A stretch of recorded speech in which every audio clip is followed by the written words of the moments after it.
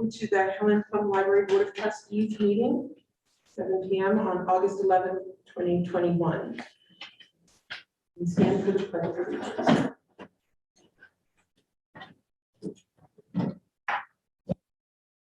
Pledge allegiance to the flag of the United States of America and to the republic for which it stands, one nation, under God, indivisible, with liberty and justice for all. We have a roll call. Here. Matt Marshall. Here. Kristen Osmond Walsh. Here. Julie Kowalski Schmidt. Here. Jennifer Erickson. Here. Kelly Ann Sims. Here. Sue Wiggins. Here. Okay, do we have any public comment? Did anything come in? Okay, and nobody's here for public comment. May I have a motion for action item, the adoption of the agenda? I move to adopt the agenda. I'll second. All in favor, say aye. Aye. Any opposed? Say nay. Oh, okay. Just adoption of the agenda? Yes, or no? Okay, may I have a motion for accepting the agenda as written? We should first have a discussion, that's what you were saying, Ken. Okay, go ahead. You had some questions about it? Yeah, I had the check register. Yeah, we're talking about the agenda. Well, Not- that's a consent agenda. Or That's gonna be the second action item, am I right, Sue? Yes, second. No, And consent agenda is part of the consent agenda. no, That's the next one. no, it's separate item. Okay, well, it's just A and B. All right, then the Okay, first one so should be then- approval of the minutes. No, hold on. So what Sue is saying is the first motion is adoption of the agenda. So we made a Okay. motion, someone seconded it, all in favor of adopting the agenda, everyone said yes, there were no nays, okay? Okay. So can I have a motion for the second action item, which is approval of the consent agenda item? I move for the approval of the consent agenda items. Second. Okay. Is there any questions or issues to be discussed on the consent agenda items? Now can We we said the check register. Yeah, I know, the Okay. check register, yeah, here.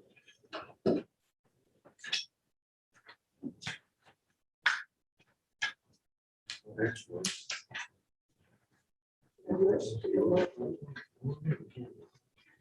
That's good. Check register. Yeah. Does anybody have any other questions or concerns? Well, talk about the cash and disbursements Right. report? Or check register about 6 pages in double sided. Okay. Okay, Okay, I'm sorry. okay. Oh, yeah, here's what I something I asked about. If the DuPage County Collector escrow, there's a payment here for $4,603. And I'm not sure what that entails. That is the escrow that was set aside at the closing of 425. If you recall, the 2020 taxes, we closed on that in 2021. Okay, The 2020 taxes were part of the closing and they were due from 425. So that seller paid them, if you will, in the closing costs. We're required to set them aside. And those bills came due, we had them paid in June, the first tax payment for 401 and 425. This is the September payment due for 401 and 425. You will see those again next year for the January, February, until we closed on those, so the first 2 months. So effectively 2020 taxes and 2021 until we close, Right. because those were commercial at the time, not governmental. That's what that is. okay, thank you. Yeah, I didn't realize that it was, we paid taxes when they were closed. Well, and actually, this is backwards. Okay, This is what the owners of 401 and 425 were owed on the taxes. And as part of the closing, we gave them money and they gave us credit for that escrow. So okay, just like if we closed on the house. okay, that was amazing when I get, thank you. Yeah. Any other questions or discussion? Okay, all in favor of approving the consent agenda items as presented? say aye. Aye. Any opposed? Motion passes. Next item would be committee reports. Okay, so the audit committee, Yes, the audit committee had no business pending before it, so it did not meet, but we are planning to meet next month. okay, director relations, As well, we did not meet this month, but we will convene as a new committee and review this coming month. and policy and bylaws. Did not meet, but hoping to meet next month. Okay. Any unfinished business? Any unfinished business at this point? Okay, on to new business. Okay, we have function on action item A. Approval of the guaranteed maximum price amendment as presented by Frederick Quinn Corporation. I move for the approval of the guaranteed maximum price GMP amendment as presented by Frederick Quinn Corporation in their correspondence dated 8/4/2021. So should we have some discussion? John is here to answer any Do questions. you want a second for that? I second that. Thank you. And John? Hi. We had the discussion on the GMP, which is in their packets. So if you want, I can just give you 30 seconds. Basically, our contract with the library is a guaranteed maximum price, whereas the builder would guarantee the price we want with a contingency and based on the budget. The budget that you have in front of you is that guaranteed maximum price. And that's based on the estimates that Fred and Ron built, the work he did, and then the receipt of bids for bid packages 1, 2, and 3, which we received, vetted, and the library board has approved. So all of those awards, those contracts that you have approved to the various trade contractors are included with that GMP along with the cost for Frederick Quinn and any other allowances and or other items that need to be included in the budget. I think the most important thing to recognize about the budget for everyone to understand is that any allowances or contingencies or money that remain in the budget at the time of completion are returned to the library 100%. So there's no shared savings, there's no motivation for the contractor to try and spend that money or not spend that money. It's there to use when it's appropriate. If it's not used, it remains with the library 100%. Was this document reviewed with Quinn's attorneys or the library attorney? Yeah, that's part of the standard agreement that was reviewed by the attorneys when we established our. And one final question, I noticed the contingency at the end, that's already built into these numbers, right? And that's to take care of any kind of unexpected expenses that may pop up, but that's included, so you won't come back to us and say, well, we've got to use the contingency fund. We've approved use of that in the event that we need some more money, but not a lot more money. As part of the GMP, yes, that contingency is included. Okay, and again, you mentioned if the contingency fund is not needed, it gets returned to us, the library. Yeah, return is really the wrong word because we never get it, Okay, but essentially, from a paperwork point of view, it gets returned to you. right, it doesn't come up from. Never billed. Never, thank you, never go. Thank you. I have just a quick question about, under the qualifications, number 4, it's on page 14. Just, it mentions that overtime, just given the state of the world and delivery on products and things, like, is there a plan to like prevent overtime? Is that not factored in here, or?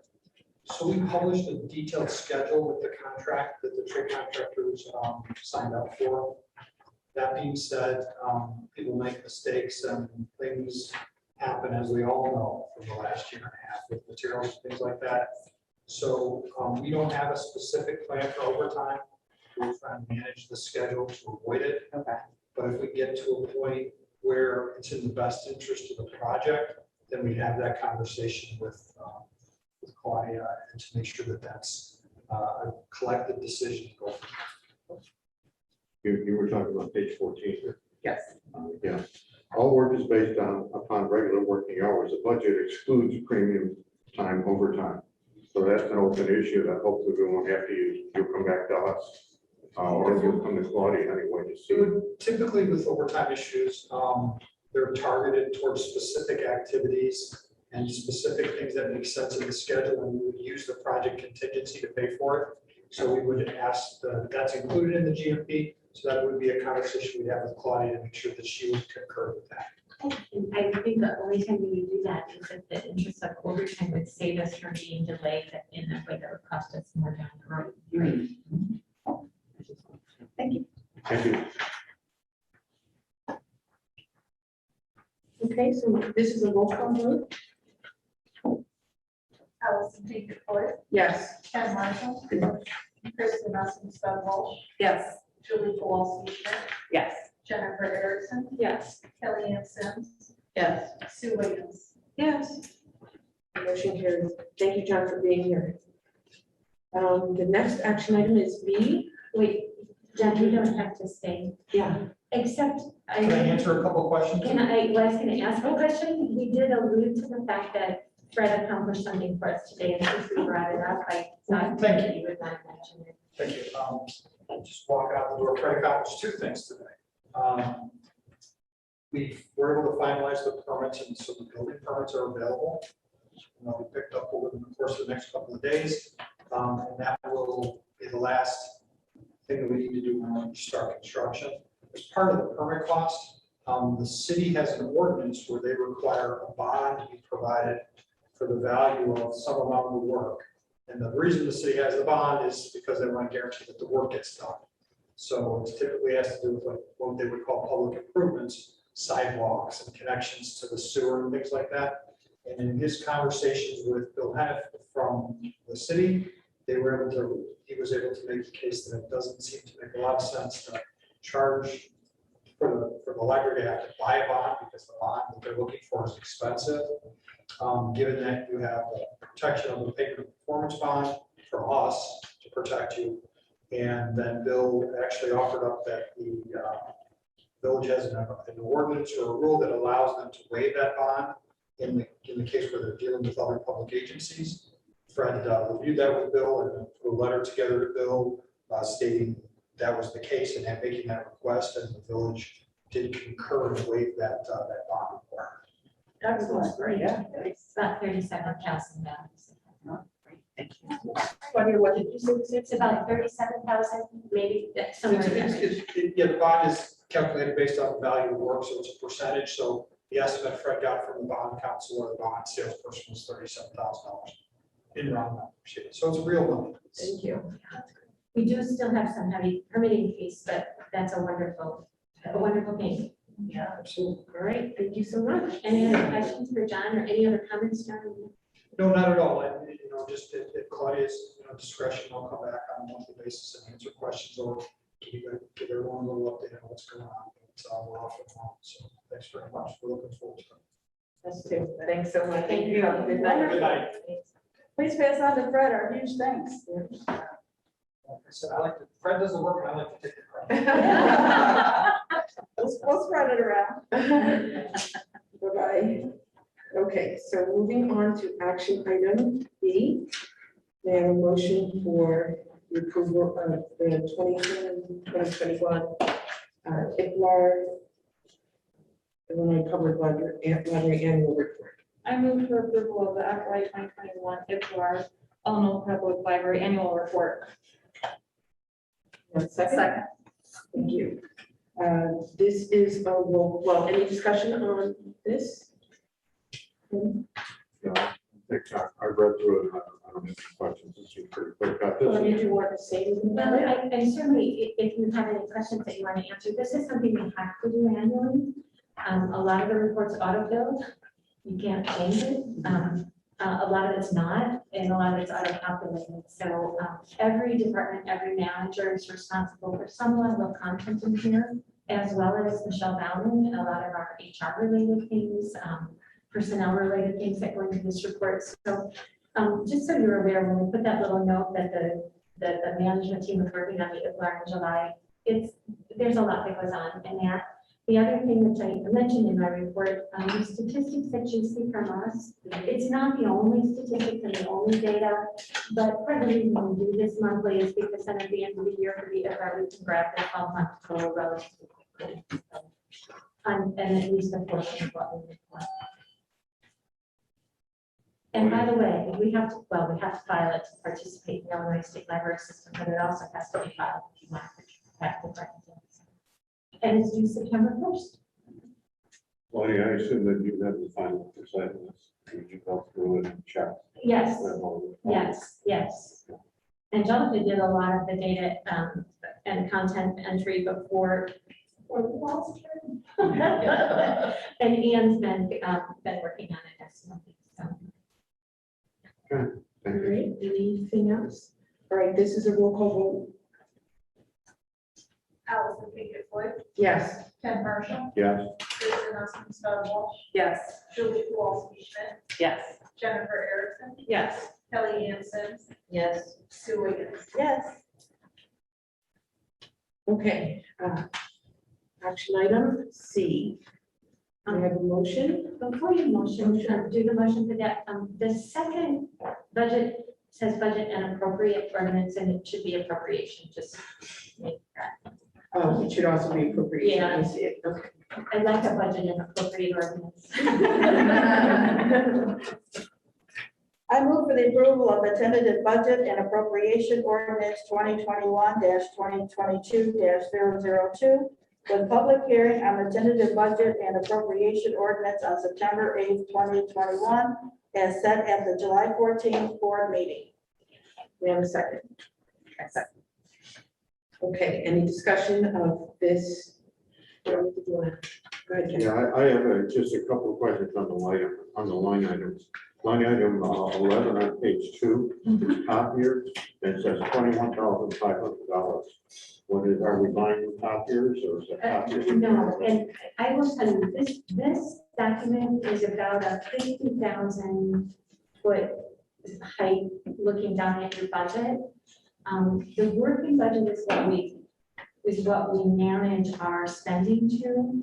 These categories are a percentage higher. That's what we have historically done at Plum, because it sets our legal spending cap. So for personnel, we're about 15% higher for a buffer in these. For the collections, about 10%, operations about 25%, facilities about 25%. With the exception of building maintenance, which I put in at 50%, because that to me is a vulnerable space for us to potentially have something expensive. And contingency is doubled, like in our working budget, that contingency is 250,000. Special reserves in our working budget is 1.5 million. So Ken, the question you're asking, we are going to manage to our working budget. This just says if we have had an unexpected, unanticipated expense or a reason, this allows us from a legal standpoint to spend above that working budget because we've appropriated it. So keep that in context. Many libraries do that, put it up at a percentage higher, and we historically have. The most important section here, as far as I'm concerned, is section 3. And the cash on hand at the beginning of the fiscal year, we got that from our accountant. The estimated cash expected to be received, that is exactly matched for the revenues you see on our working budget. That is, there's no buffer in there. That's what we really think we're going to bring in. The estimated expenditures, it matches that total on top, 31 million-ish. And that includes the new building, of course. It would be atypical. Cash expected to be on hand at the end of the fiscal year, that's A plus B minus C. So if we don't spend as much, we have more cash on hand at the end of the year, and that factors into next year's A value. So that, to me, that section 3 is the most important piece for us to be correct in our numbers and accurate in our estimate of revenues. By the way, our accountant has looked at this and Robert Ritzman has looked at this. before you see it, they've gone through. And so, for instance, a little bit on page 2, again, towards bottom replacement, long-term repair. The number there is 62,500. Let me see if I'm understanding it. That's kind of a max number that, you know, kind of a disaster strike sort of thing where you expect, for example, let's say you expect to spend maybe 45,000. Yes, There's something, the AC goes down or something else happens, you'll have that built in. So you won't have to come back to us and say, we need an emergency supplemental appropriation. yes, Nice. yes, yes. Thank you. And by the way, each of these categories, with the exception, I think, of facilities, is substantially less than what was in our budget and appropriations last year, so. Our total last year at this time, I got this just for reference, because we had 30 million in there for the building, we were a total of 39,563, 39 million, and we're at about 30 million. Okay, It's our 50,000 foot. all right. Well, I was saying one other thing, sorry. Because it's relevant, you will see this document, this is tentative, we have to give 30 days for the public to have access to it. And we posted it on the 6th of August on our bulletin board, and it was published in the paper that we had this available. Next month, you'll be voting on the final, which I don't anticipate to change, but the second piece, and this goes to the county and gets filed, will be our estimate of revenues by source.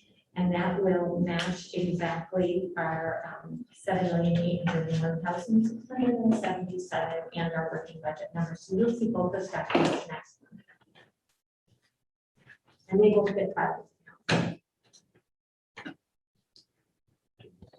Okay, no, we're about to have it's a having to do with finances, so it's a roll call vote. Allison Baker Floyd, Yes. Ken Marshall, Yes. Kristen Ostenstad Walsh, Yes. Julie Kowalski Schmidt, Yes. Jennifer Erickson, Yes. Kelly Hansen, Yes. Sue Williams. Yes. I'm changing my name. Okay, I have the same problem. WIL. Okay, can I have a motion for the last item, D, the presentation regarding overdue fines? And you don't actually even need a motion because we're going to present. Okay, so it's just. Yeah, and I'm going to give a preface to this. We're not charging fines yet. We're still in this pandemic period. Consequently, when the board, if the board approves this, we will have a policy change to accompany it because the fines are set by policy. We're more concerned tonight with assuring that you understand what we're asking, why we're asking it, and if there are things you want us to come back and answer, because we do want to come back to you in September and ask you to vote in favor of this. So there is no vote tonight, it's just a No, presentation. this is, and I would say we would maybe ask you to vote tonight if we felt an urgency that fines were ready to come back, but because we're in this space of fines have been waived because of the pandemic, so when this gets approved, we like it approved and ready with the policy before we reintroduce. And then maybe we don't have to reintroduce them. We can break going forward. So Anne has been working on this, but I would also say probably every manager here has had a working file for the last 2 or 3 years about why we want to do this. I know Michelle Peterson has, Sue has, and I know Michelle Pilty has. We've all been collecting from our various networks and watching as many more successive libraries, including those in our area, have moved in this direction. And I would say we would have been presenting to you prior to the pandemic, like within 6 months of that starting to accept the pandemic bids. Hey, we're here now. I did print out the slides in case you guys wanted to take notes or note down some questions. Because we do want to make sure we're prepared to potentially make this change next month. So any additional data or requests you guys have, we'd like to be able to address it sooner than later. I'm sure the hour is just spinning and following. Would you like the lights down? Please. I think we're there. Thank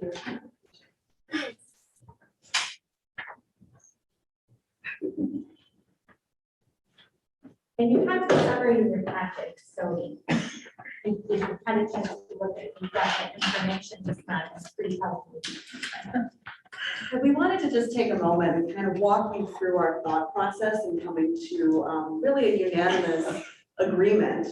I think this has been a passion project for many of us, and we've had this opportunity with the suspension of fines with COVID to really look at a comparison between the previous year and this last fiscal year to see what it actually means, how it impacts the library. All right, so let's get going.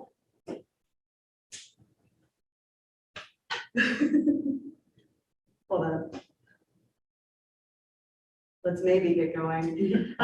So we're looking at, like I said, making this request in September and having the policy committee review it. And we're asking for the permanent elimination of overdue fines.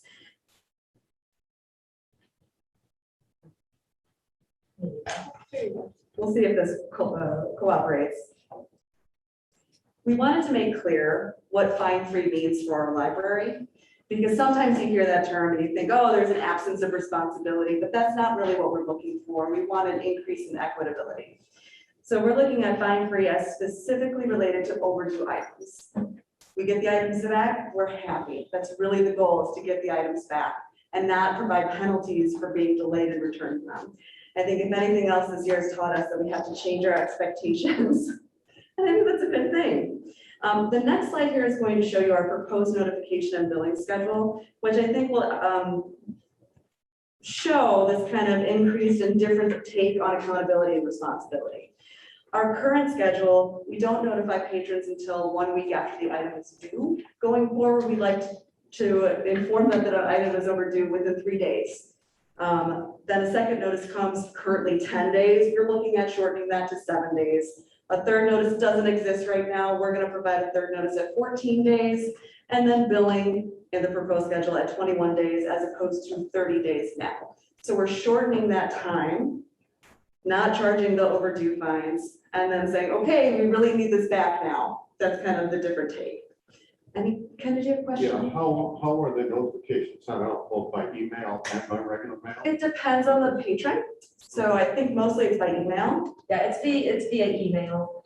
Some patrons don't want email, they don't want notifications at all. All patrons have access to their account via online, they can log in. So that kind of eliminates the need to have to mail a mail notice. Because I have visions of sending out, hundreds of. Oh, it'd be way too much. We wouldn't even propose it because it'd be far too expensive. Okay. At 51 cents a shot, that'd be way too expensive. Okay.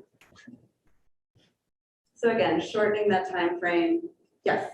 So then when you're saying billing, so you are still sending out a request for a bill for money? We're asking for either the item back or the cost of the item, which is something we already do. Okay, And generally speaking, that means the item comes back. So instead of giving it an extra 9 days, we're asking for it 21 days. okay.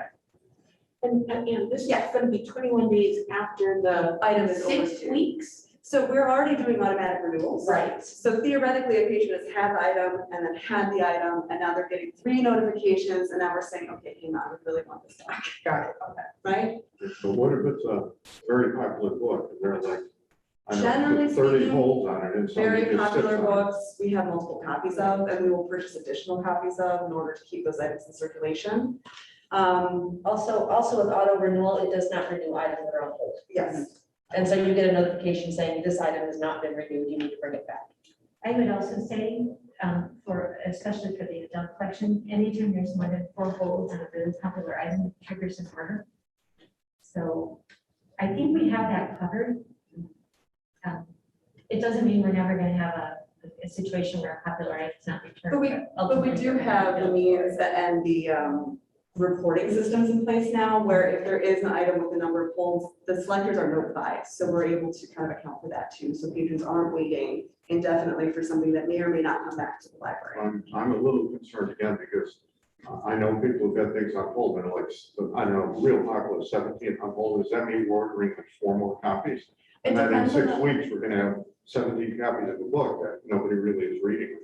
It would depend on the item, and it would depend on how many items we already, or how many copies of that item we already own.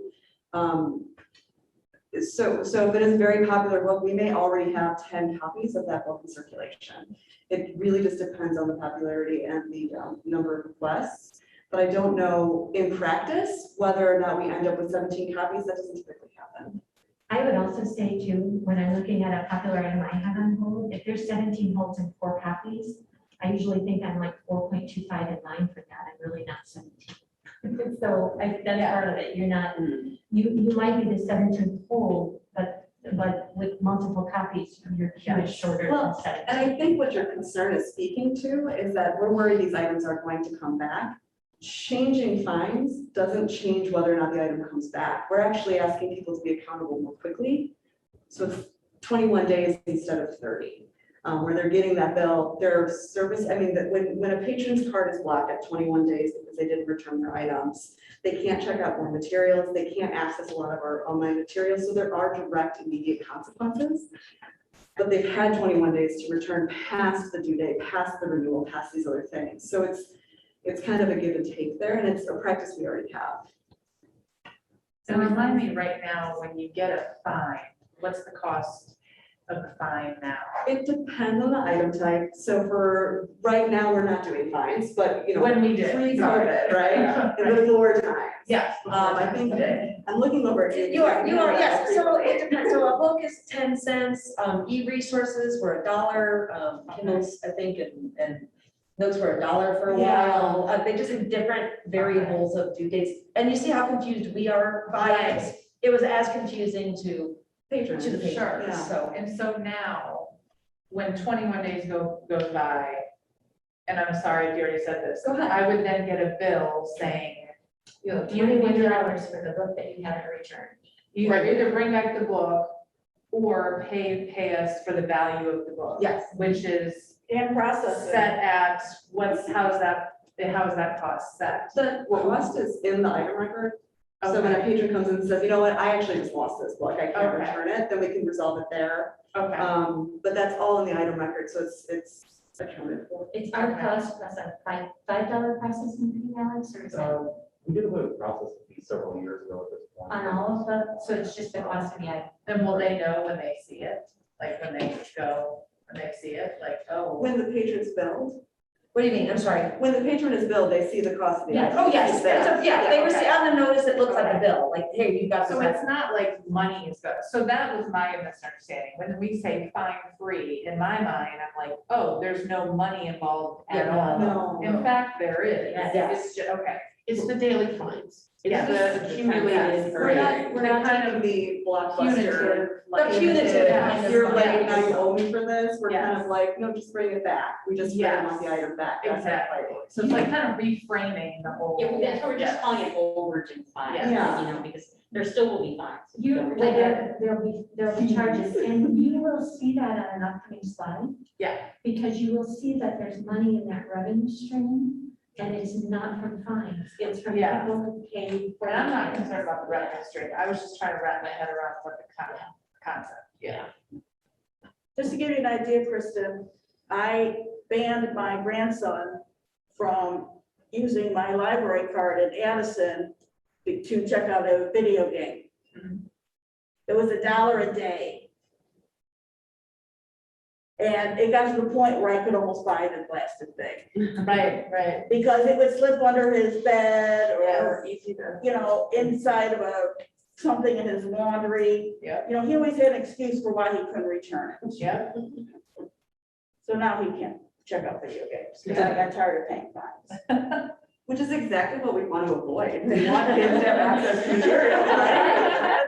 We got our thing back, we don't care, we're glad to have it back. One thing I want to note here is Salt Lake Public Library did a huge study after they went fine 3 years ago, and they actually saw the overdue return rate drop from 9% to 4%.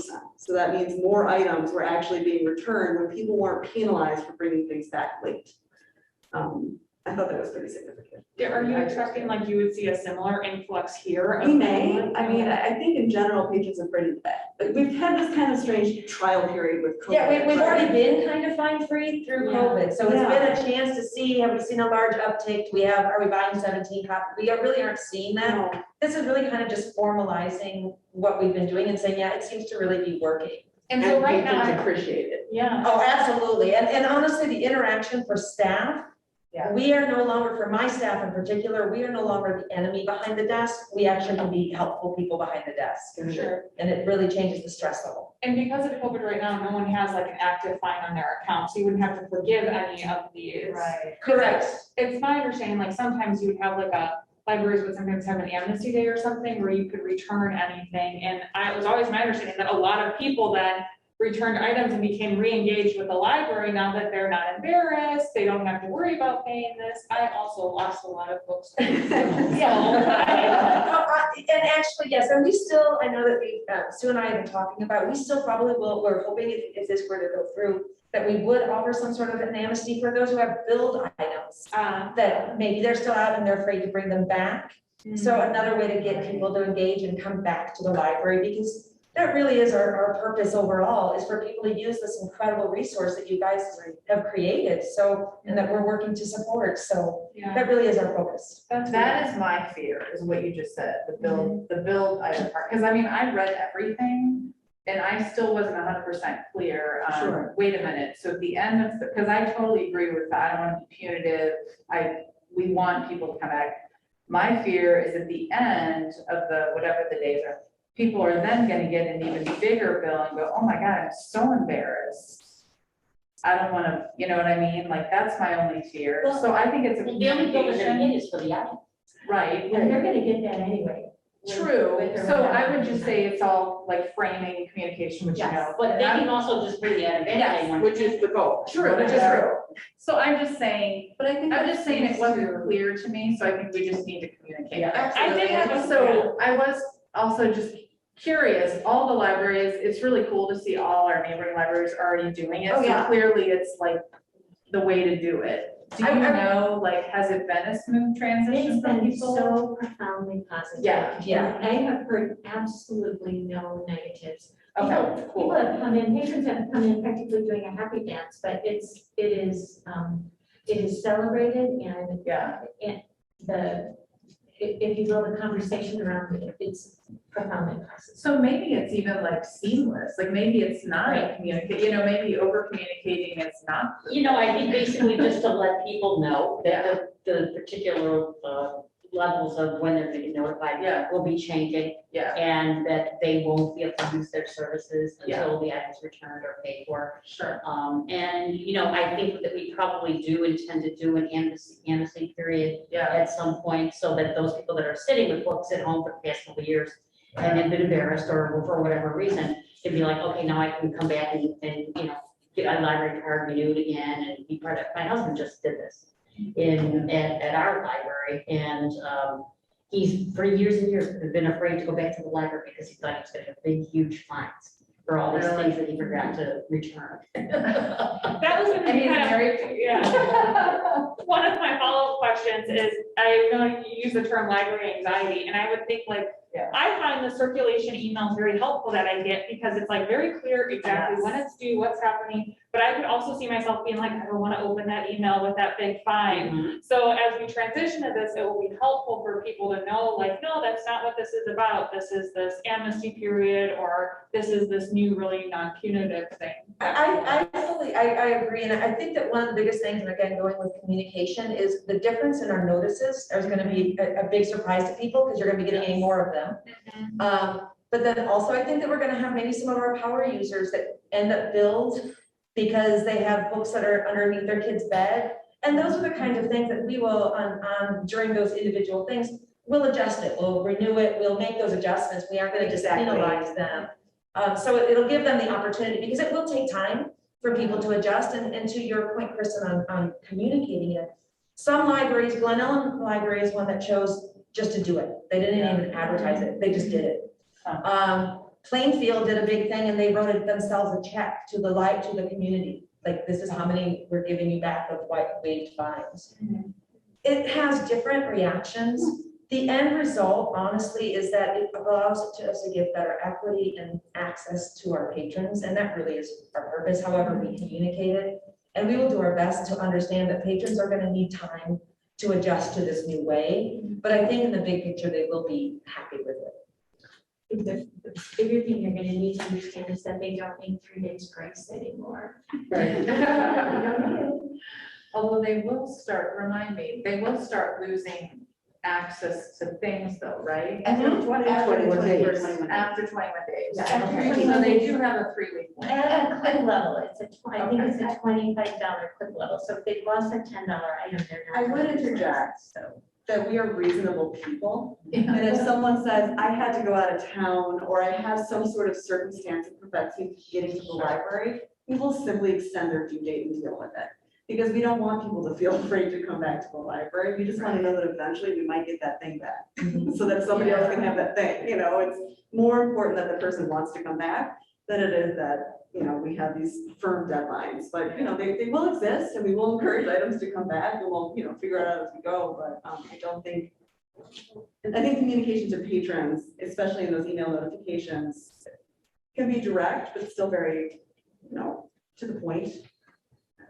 Well, and if there's an amnesty day, they don't have to give it to a librarian, they're just putting it in the return they'll bin. drop it and off. It's just, Yeah. yeah, it's very Yeah. anonymous, that'd be great, like, then you're just like, okay, now I'm back. Drop it in the book drop. Yeah. And we all move on.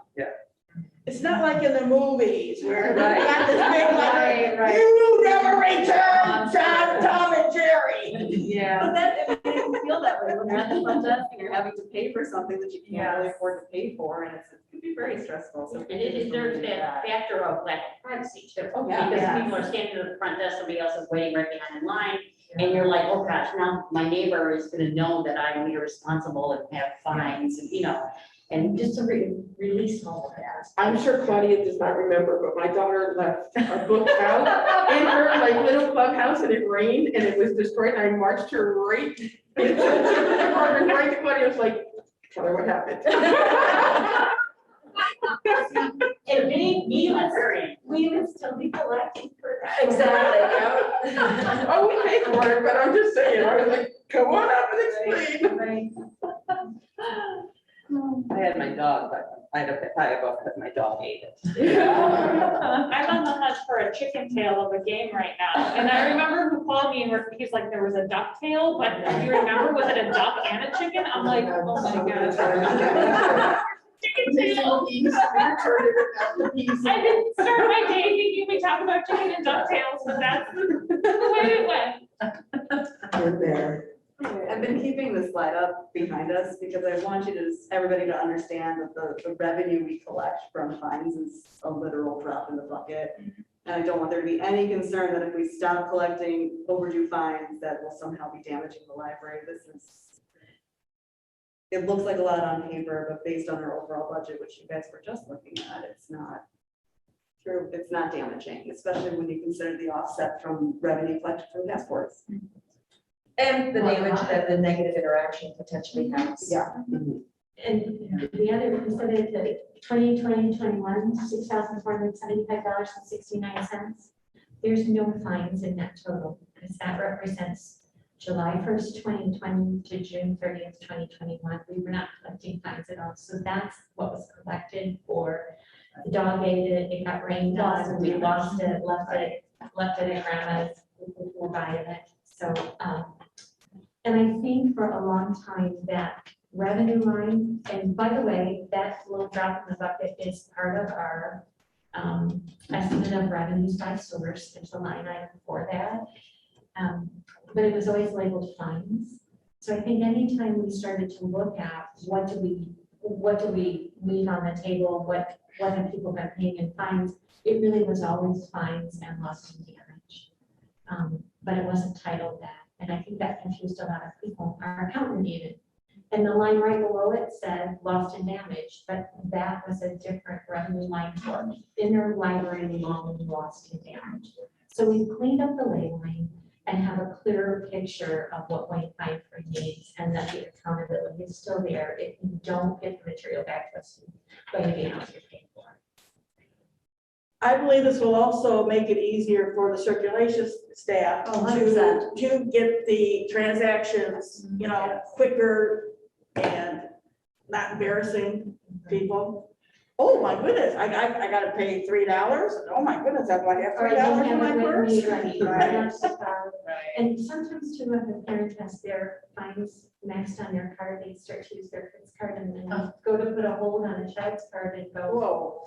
I can't do this, it's maxed out, but boy, there's a whole lot of popular adult material on this card, not the kids. So I think it eliminates all of that. And, kids can't always get back there on their own schedule. They have to depend on something.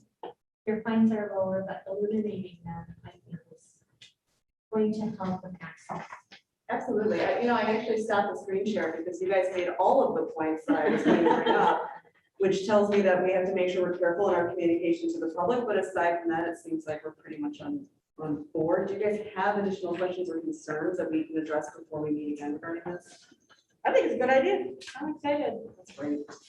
We're gonna ask for those next meeting. Okay. Thank you. Thank you.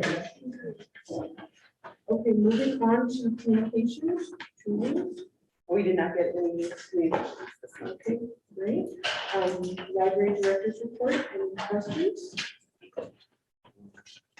Yeah, I have one. So just the interdepartmental report. Yeah. We provide that all just for a little consistency and simplicity, so the entire package is our cross-departmental report with the director's report in there as part of the executive team report. Okay, well, my only real issue with this is the mask situation. I really believe that the library should be requiring masking for everybody at all times, mandatory. And among other things, a lot of kids in the library and kids under 12 can't get vaccinated. They just can't, when they choose to or not. And others, I think you have also some elderly patrons who may not be vaccinated, but without masking, I mean, some of these kids pick it up here, they're, not even bunched together, but they're bringing home to grandma or Aunt Sally or something. And I really think that it's not too much to ask people, how long are they in the library? Because once a typical visit, a half hour, 40 minutes, should be 2 or 3 hours typically. I mean, some Right states. now, our visits to the library are not even that. They are in, they are out. You have the occasional person sitting and studying, but it is a very different usage than it was even 2 months ago. People are kind of hunkering down again. The primary reason we looked at a softer approach to wearing masks is the level of frustration staff was experiencing and having to enforce it. It can get very ugly when you ask someone to do something they simply don't want to do. And we've been doing this now for a very long time, and I think we're exhausted. I think that's a gentle way of putting it. We are all making really difficult choices. Right now, there isn't a state mandate to support us. When we tell someone to put a mask on, it makes it much more difficult. So we've taken this approach, and I think it's it's a bit of a middle ground, but that's where we're at right now. I would also add, Karen, we are watching the DuPage County. If DuPage County comes out, because right now they're recommending, not requiring, and same with the state. But we're also in touch regularly with the village, and their approach is worded a little differently, but it's fairly comparable. It's an extraordinarily difficult situation when someone starts to get confrontational with staff. It doesn't mean that we won't do it. If the mandate comes back out, we absolutely will. But I think we need that support from the state in order for us to be able to enforce it. Right. I mean, if there's a state mandate and we really have non-compliance, we can certainly, we'll reach out to 911 if the situation gets threatening, but it escalates. Staff is required to wear them. The children coming into the library are wearing them. We still have the shields up. We still have our cleaning protocols in place. Both of the staff is vaccinated. And that's vastly different than this time last year where we were waiting for vaccines. But I understand exactly what you're saying. I have vulnerable family members at home that can't get the vaccination, or I should say that, out of the house. But I will continue to be super cautious myself because of that. And I think we're seeing the same thing with our patrons that feel very vulnerable. If you're going to use our One pickup. One pickup, yeah. Well, I They think will last use month we that. saw 61 home deliveries as well, so we are trying to make accommodations where we can. But we do check the DePage County website for news releases regularly. We check, I mean, they have daily posting now, they went back to that, but we check the Friday updates every Friday. We'll stay on top of it. I don't disagree with you. I would say I think we're in a good place right now. But we'll monitor it. I don't know how the rest of you feel about this. So, obviously, as a board, you could make a decision to say we wanted to do this differently. Well, just to grab the floor quickly, my feeling, I understand your presentation, but it hasn't changed. I don't think it's worth risking even one life because of inconvenience. And with all due respect to the staff, I know it can be difficult. This one, somebody could come in and act surly and irresponsible, but to me, it's like, you see these signs in stores, no shoes, no shirt, no service. So I go in without a shirt. You think they're gonna serve me? Well, it's not mandatory. You can wear a shirt if you want, you can wear shoes if you want. And this isn't quite the same, I understand that. But it's like, well, some people don't want to do it. Well, what if people don't want to stop at stop sign? If enough people say no, they'll say, well, okay, if people don't want to do it, so we'll just take down the stop sign. That's why we want a mandate, because a stop sign is a law and the mandate is a mandate, and that's a helpful thing. And frankly, I was in Ariana's having a conversation with the checkout clerk, and this was prior to COVID. And we got into a conversation about, public settings that work at a library, and they asked if we, as employees, could require it or ask them to leave without it. I said, absolutely. I think it was Marty, so don't quote me on that. She said, they're not allowed to because the possible threat to them is too great. So Russ, please weigh in. Yeah, because let everybody else I was pick gonna it up. say, if the board could certainly say, Claudia, team, we want you to do this way, and we would comply. Well, I don't feel, I certainly appreciate what you're saying. I'm not sure without the backing that we can do that. I mean, this is anecdotal. I wouldn't be surprised if we see that soon, only because, just in last, week, Governor Pritzker is mandating that for the schools, public and private, which is a big deal, the private part of it. And, even 2 weeks ago, just because my husband's an educator and I have 2 kids in schools, their boards were not 87 because they had decided a while ago they were mask optional. But, D44 and 45, we're still like, what are we gonna do? Well, they have their decision made for them, very quickly. So none of us can predict what will happen, but I wouldn't be surprised, depending on how the numbers go, if we find ourselves in the same position. I mean, that doesn't make things different where we are now, but I don't know. I personally feel uncomfortable going there without having the backing of. And it seems to me, just being around, a lot more people are putting masks. I mean, I was in the grocery store today and I know I'm vaccinated, my family's vaccinated, but even I'm feeling like, you know what, I'm on public, I'm gonna put my mask on again. I think a lot more people are doing that voluntarily. And I hope that alone starts bringing down the risk. If you guys are doing it, I feel like Most of our patrons are masked, I think now. Most of them are. so I know that doesn't eliminate the risk, Ken, and I appreciate, I know where you are. But I don't know, that's just I have a hard time asking us to just, I would have a hard time voting for that. And it was a little bit easier to accomplish prior to vaccinations, but here's somebody that's like, I got a vaccination, what did I get a vaccination for? Right. So that I have to, put a mask on again, Yeah. the people that aren't vaccinated wear the masks, I don't have to. Well, and I don't want to see our staff, anybody, patrons even, get into an argument over it when, how far would we go to enforce it? That would be ridiculous. You're not going to get into a big heated discussion with somebody over the mask as much as you wish they would comply or, do it for the benefit of the community. You're just not. That would not be worth it. So we're not going to be able to, versus speaker, I wouldn't feel comfortable putting any kind of enforcement behind that because I just think that mean, the people are getting pretty heated about it still. I mean, the politics about it is Yeah, pretty hostile, and I just don't want that here. but if it's a mandate, Right, well then, Oh, but then, that's then it's different. If it's a everywhere, then mandate, it's then at that's Target, it's at the hard line. supermarket, Yeah. it's everywhere. And that's to be expected, and we would just be complying with, the governor's, official response, whatever that would be, but to do it just us, yeah, I think we're asking for an argument that we wouldn't win. We have policies in place for patron safety and for employee safety.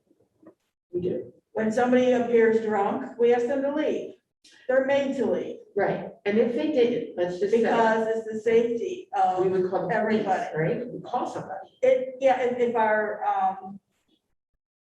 our staff can't handle it, yes, we have to call the police. But this is almost on the same thing, is the safety of our patrons and our staff. Well, I feel like our patrons who are at risk and vulnerable, like if I had a kid coming in here, or when I come in with my kids, they are masked. Even when I was vaccinated, I was like, you guys are little, put on your mask. That's just what we're doing right now. Yeah. So I just hope our patrons are taking care of themselves. And, we're doing everything we can here to keep the place as clean. But to me, I cannot see it.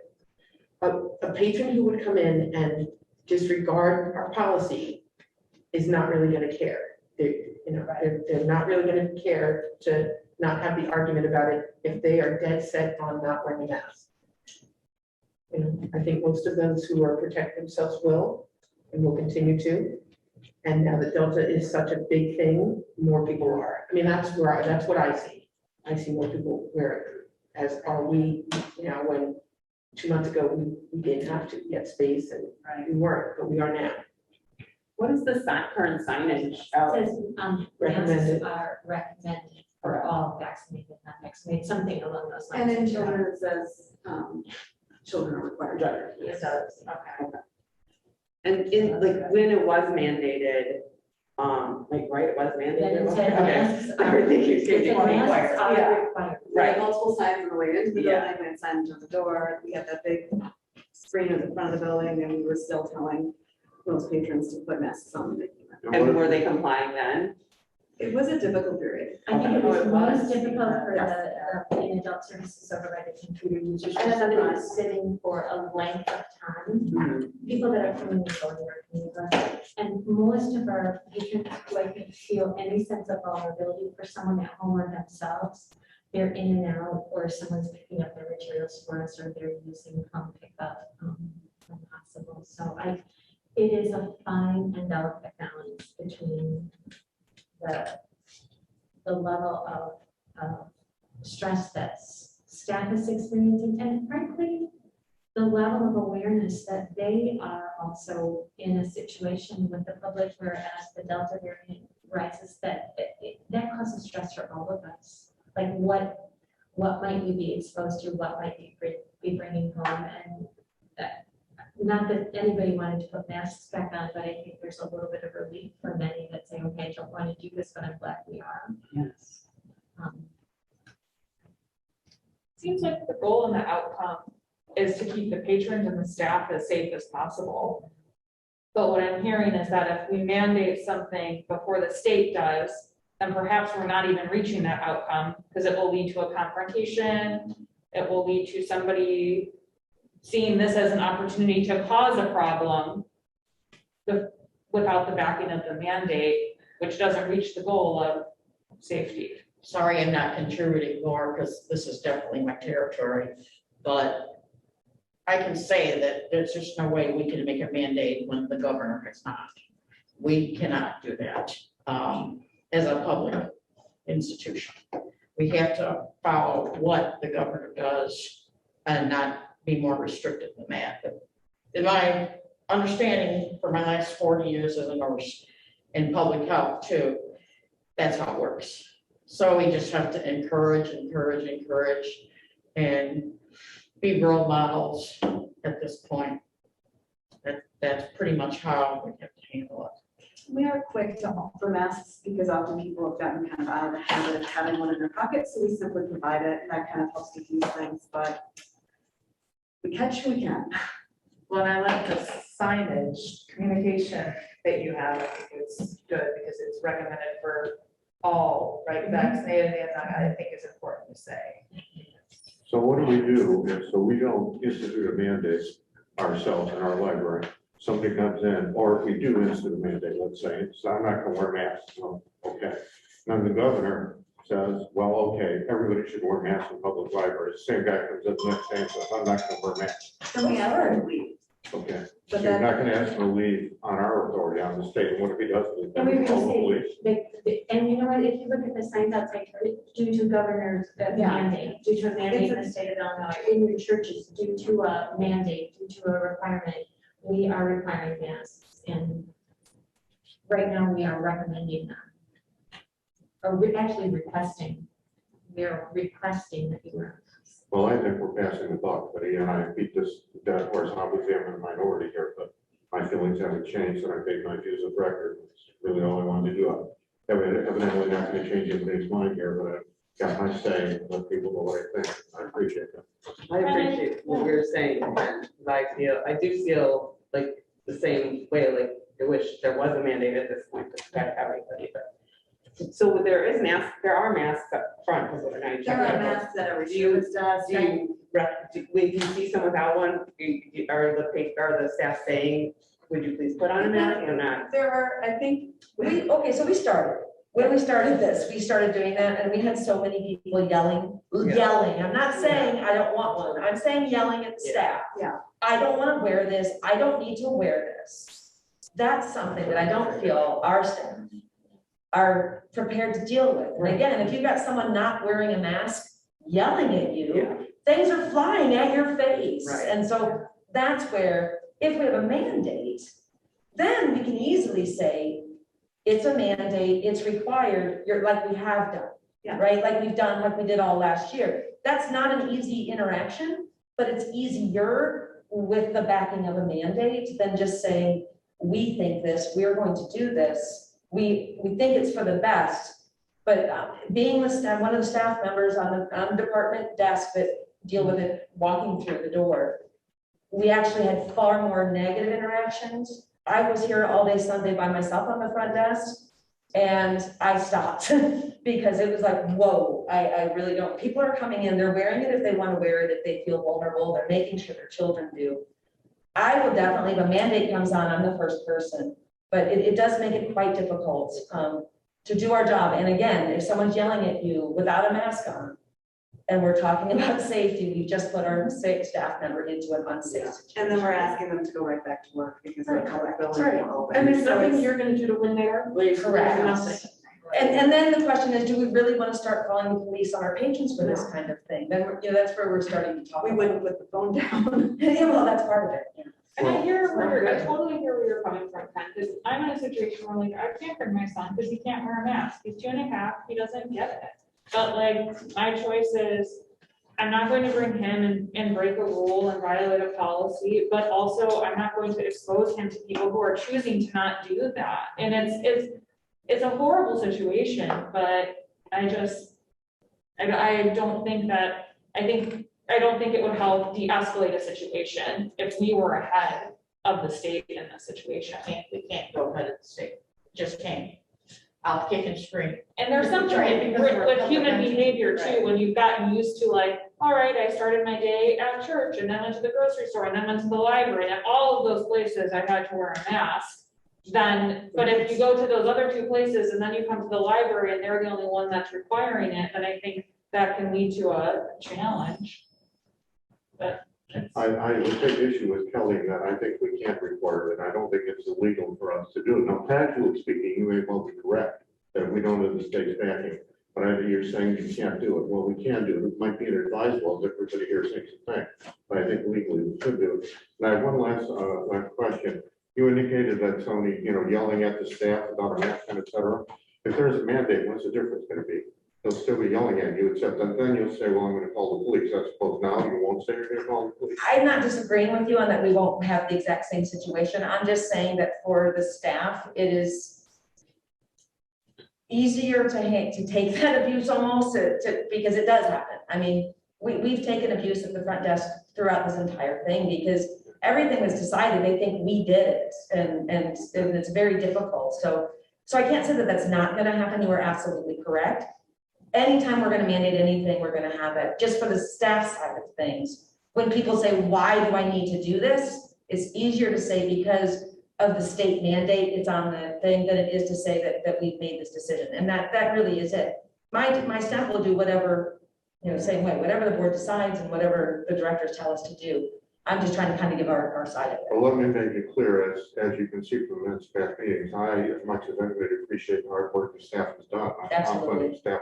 I don't want anybody to think that I don't have, in fact, I'm thinking of the staff. That's like, but physically, if people are wearing masks, there are less chances for the staff to get COVID, even though the chances might be low, they'll be even lower, I think. But I understand where you're coming from too, because, I wouldn't want to be miserable going to work and saying, oh, geez, another day I got to deal with these, shall we say. Hostile. And I hate to say hostile, let's just say less than intelligent members of the public. And a little bit of what we err on the side of is we say, if somebody who's not wearing a mask comes to you and you're not comfortable, then you can get somebody else who maybe is a little more comfortable with working with someone like that. But yeah, it really is important, and definitely, and we all know how much you are supportive of the staff. I never would insinuate anything else, but it just is really, it's a very difficult time, and it is. Let me apologize to members of the public. I use the word not intelligent. I didn't mean that you're dumb. I just meant that perhaps you're not following the science as closely or something, because I really feel strongly about that. Because I have some vulnerable family members myself, and it's tough. But again, we've gone on too long. I apologize to the public and to the board, but I felt I had to say it, and I've said it, so it's tough. Thank you. Yeah, thank you. And we will continue to be vigilant in monitoring this. There's no easy answer. Okay, so that was. Anything else on the director's report? Right, thank you. I would just want to say that I saw about the vaccinations, the mobile unit being here. I was a little sad to see only four. And they were, I think you're outside my office, they were aggressively recruiting, but that's where we are right now, I think. And they're coming back to give the follow-up doses for them next week, right? Next week. I mean, I think I saw a TV commercial saying current vaccine people get into some kind of a lottery drawing for $10 million. I'm like, seriously? It's not, I think it's a million, but maybe it's 10 different words on a million. I mean, I thought that was any vaccinated. Yeah, a lot of the conversations we heard that day, the day of the vaccine, were that overwhelmingly our community is getting vaccinated or has already received doses. So, I hope more people got vaccinated. I'm gonna take that as a win. And dozens of people that came into the building that day were already vaccinated. So again, another win. Well, and maybe they'll come back when the kids under 12. can get Yes. vaccinated. So we'll keep an eye on it. I did want to just mention as well, because I know I sent you the silver lining that's coming out with the Gazette. What is it? Is that officially? Oh, yeah, thank you. 411. This. The 411, right. Yeah, and Sue and I have been talking for months about how do we tell this story and when do we tell this story? We wanted the actual numbers in here. But I wanted to give a shout out to Christy, Leslie, and marketing because we talked about various ways to graphically illustrate this, and she took all of these notes and my favorites and Sue's history, and she put such a wonderful piece together. And we did send this. I sent it to Jamie Ratlin. I said, please look at this, make sure we're going over. And as well as to our accountant Kelly, and I sent it over to Scott at the village, and we got some wonderful compliments on it. wow. They liked it as well. So we've been asked to tell this story for so long, and it was really wonderful now to actually be able to put in, not we're going to, but here is what it is. And so thanks to Christy for that. Thanks to Susan for all the work that you put in. I'm working on that with me as well. I have a quick question. discussion of Sue and Alex went to tour the newly renovated Skokie Public Library. Was there anything especially interesting or exciting about that you observed? Well, we're, planning to have a creative space for called Studio 411. And so that's still percolating as far as what is going to be in that space. And so we're primarily looking at what ideas we can get, how practical things, how they do inventory of the materials and what types of machines do they have that are popular and what decisions that they make that they would change. And so it's a really nice space. It's very, very big, huge, like compared to this library for sure, but lots of stuff there. Are we talking a green screen, the 3D printers, that type of Yeah, thing? and laser cutting and, vinyl die cut type stuff and, sewing machines, embroidery machines. Those are very popular in libraries now. So anything that can be a shared resource for the community. So Sue, how much an embroidery machine costs. And so if there could be one at the library that many people can use, then it's a. Well, that's a problem because people don't treat what isn't theirs with respect. Well, there would be repercussions for people, just like damaging a book or damaging a. Well, that's a little bit more expensive than a book. Right, and so that they would have to, we'll have protocols in place for training and supervision and all those type of things. Libraries across the world are doing it, so they've found ways, and we're not the guinea pigs on this. We're just gonna borrow a little bit from this, a little bit from that, what's successful here and there. And, with plenty of community input, what do people particularly, are they interested in making and doing in that space? So that was kind of one of the main things that we were looking at. Great, thank you. All right, is there, go ahead, Jen. Just one more issue of separate. On page 3 at the top, you talk about the Illinois Historic Preservation Agency approval needed. And towards the end, last sentence in that bullet point is, when/if our current site is sold for transfer, we will consult with the IHPA to determine if there's any required compliance. There's no danger of this building being declared some kind of historic site, is it? And hold that thought. Because we were, it was an interesting dilemma that the architects forwarded to us saying our permitting for, I believe it was the utilities, the sanitary and the water lines, that this agency had to give the blessing to the new site project, and we were stalled out about what are we going to do with this building and scratching our heads over what does that have to do with that building.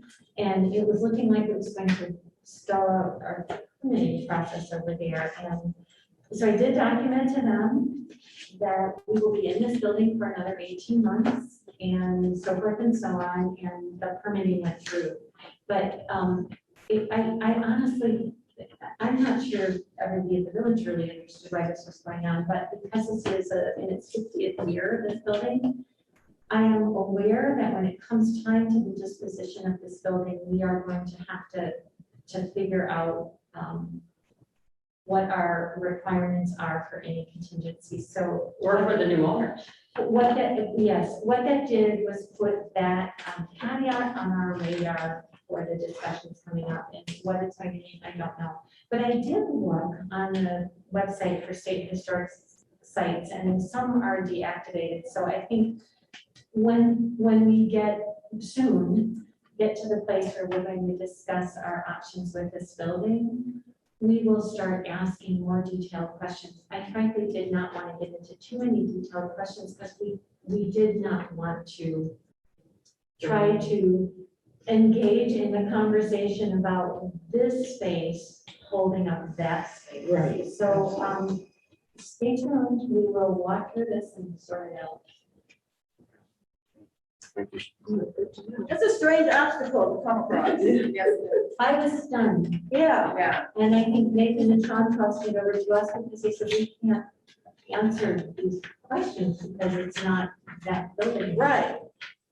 That's. There was a nightmare moment there. Wow. Just Yeah. back to this roadblock that is nothing to Yeah. do with So us. I'm looking at this, but and actually I just picked up, and I will be very candid, I picked up a phone call. Mhm. And I had explained where we were and what was going on, and they were lovely to deal with, very polite, understood. Whoever was submitting for the sign off, so they were very easy to converse with on the phone, I think they understood where we were. I still do not understand why any sign off at 411, I'm gonna start calling it for a new address, would be tied up by what was going on here, but I think it's related to the fact that you can't leave a historical building vacant. But we didn't apply for historical status on this building. And like, I think the DuPage Theater was historical and then deactivated, it's not there anymore, so clearly I mean, we're not, but Glacier Park, didn't they get our Yes, historical yes, status? yes. I wonder if But that's as why. I said, That's I weird. did not want to go too far down a rabbit hole at that Yeah. time. Well, I think you handled it very well. Yeah. Anyway, Yeah, because we're not ready to discuss this building with anybody. and I just reassured them, we would be here through, not moving out here before the first quarter of 2023. Right. Because the buildings need to be completed, and then we actually got to move books and people over a number of weeks, and, Yeah. so I don't know, maybe we're gonna be using some of that wonderful money we saved to keep this building open. I'm hoping, that- don't even look like that. To be determined. Yeah. Is there anything more in departmental? So technology and metadata services. Quick snippet on what's the metadata services, what does that mean? Sure. So metadata is data validation. It's Yes. descriptions of things, which in this case includes or period on what is, how do you access, where do you find it. In terms of our work, that's what we've been doing all along. It's the catalog. It's applying those home tables that we find that should maintain the online catalog for the future content. So it's a slightly more modern brand of what we do. Number of libraries started to adopt that. So really not a change in what we do. The biggest change is that it was previously two separate departments, IT and technical services. And I have been managing both for almost 2 years at this point. Yeah. So we're just finally formally combining those. We are moving both departments to shared office space. That's going to continue in the building. We're planning on having a shared workroom. You know, the staff is still going to have different responsibilities. There's a big difference between maintaining servers and network infrastructure versus cataloging, but it's kind of bringing it within a single organizational unit, because those staff do have to work together, because there is overlap between the technology, the catalog works. And congrats on your, was it Rails board appointment? Yeah, VP. That's awesome. He's a Yeah. I was glad to see you got access to Vega early so you could get practice on it. That's They nice. have a lot of customers coming on right now, so they really want to get people through the pipeline as quickly as possible, so they're giving us some extra time to we can talk. We're gonna start setup in September, should be ready to start staff training in October, but we still have until the end of the year to prepare training resources for patrons, to do additional staff training, and then launch that whenever we're ready before the end of the year. So looking at November, December, public. It's nice to get extra time to get a program, I bet. Okay, is there anything else on departmental reports? We are adjourned.